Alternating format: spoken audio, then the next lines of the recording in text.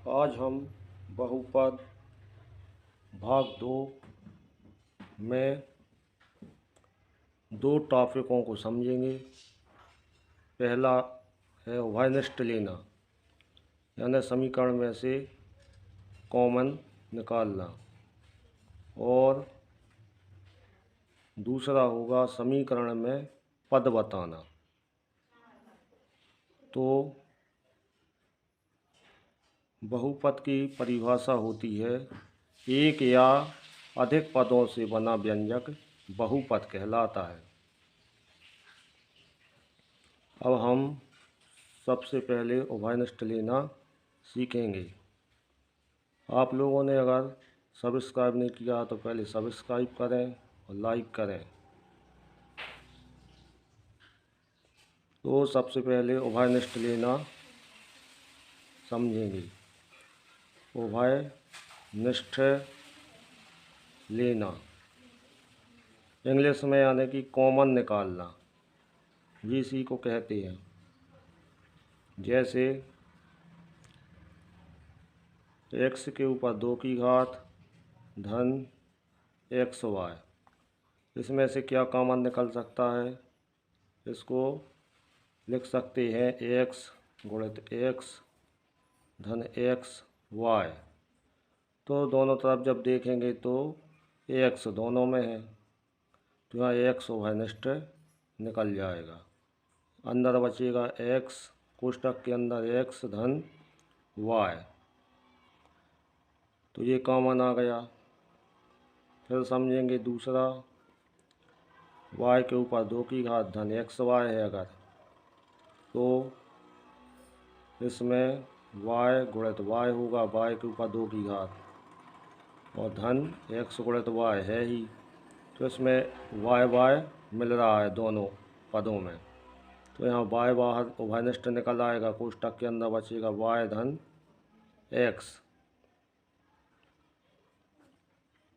इसी प्रकार तीसरा और भी समझ सकते हैं, x के ऊपर 3 की घात धन x के ऊपर 2 की घात धन x, ये है।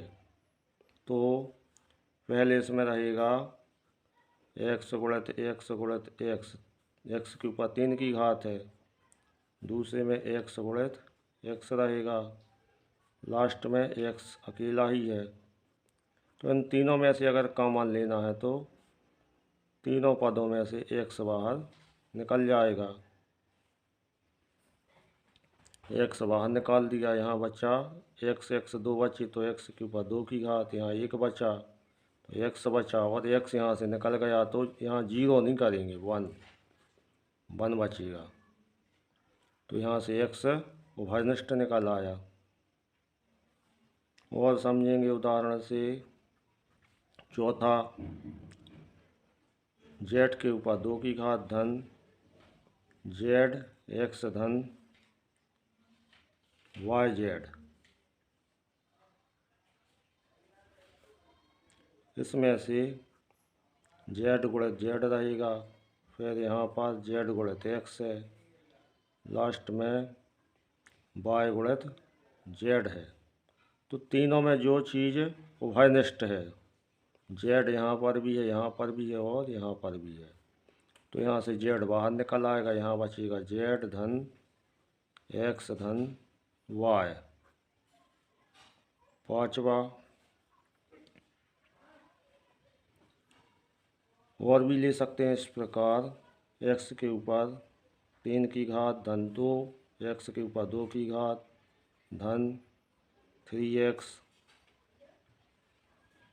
तो इसमें से कॉमन क्या आएगा? x के ऊपर 3 की घात है, तो x गुणित x, दूसरे पद में 2 गुणित x रहेगा, लास्ट वाले पद में 3 गुणित x रहेगा, तो x की जोड़ी यहाँ फिर बन गई है, तो यहाँ से x बाहर आ जाएगा, यहाँ बचेगा x के ऊपर 2 की घात धन, यहाँ बचेगा 2 और x यानी 2x, और धन x यहाँ से निकल गया, तो यहाँ बचा 3। इस प्रकार से x यहाँ पर कॉमन या उभयनिष्ठ निकाल देते हैं जो संख्या रहती है। कुछ में संख्या भी निकल सकती है, जैसे 7x के ऊपर 2 की घात और फिर दिया हो यहाँ पर 14x। तो यहाँ से 7 गुणित x धन 14 को कर सकते हैं। 7 यहाँ बन रहा है तो 2 गुणित 7 कर देंगे और यहाँ x है ये, तो यहाँ से 7 निकल जाएगा और एक x भी निकल जाएगा उभयनिष्ठ। तो 7x यहाँ उभयनिष्ठ निकल आएगा, अंदर बचेगा यहाँ पर x धन 7 और x निकल गया तो 2। इस प्रकार से उभयनिष्ठ लेना हम सीख जाएंगे। किसी को कोई परेशानी है तो कमेंट में बता सकता है। अब हम समीकरण में पद बताना सीखेंगे कि बहुपद ये कितने पदों से बना हुआ है, कितने पदी ये है। तो ये अपन ने पहला समझा था। अब इसका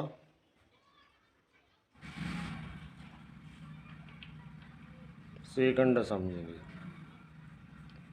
समीकरण में पद बताना। समीकरण में पद बताना, तो इसमें भी अपन व्यंजक लेंगे, उसके आधार पर बताएंगे। जैसे 5y ऋण 7z ये है। फिर दूसरा लिख लेंगे, कुछ व्यंजक लिख लेंगे पहले। x के ऊपर 2 की घात। तीसरा अपन लिखेंगे z के ऊपर 3 की घात धन z के ऊपर 2 की घात। चौथा लिख लेंगे a के ऊपर 2 की घात धन b के ऊपर 2 की घात। पाँचवा लिख लेंगे 1 धन x धन x के ऊपर 2 की घात। तो यहाँ पर पद बताना है। पहले वाला 2 पदों से मिलकर बना हुआ है। एक पद से जो बनता है उसको बोलते हैं एक पदी। 2 पदों से जो व्यंजक बनकर बना होता है उसको बोलते हैं द्विपदी। और जो 3 पदों से बनकर बना होता है त्रिपदी।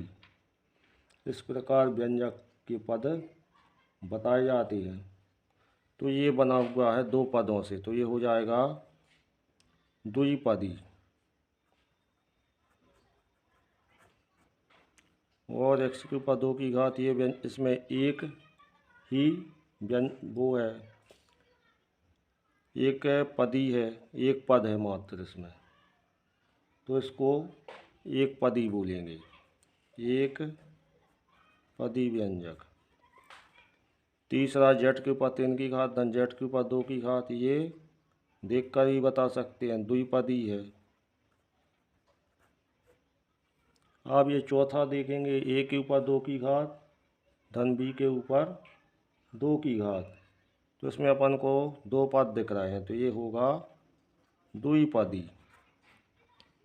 पाँचवा 1 धन x के ऊपर 2 की घात। इसमें अपने लिए कितने पद दिख रहे हैं, 1 2 और 1 3, तो ये त्रिपदी हो जाएगा, त्रिपदी।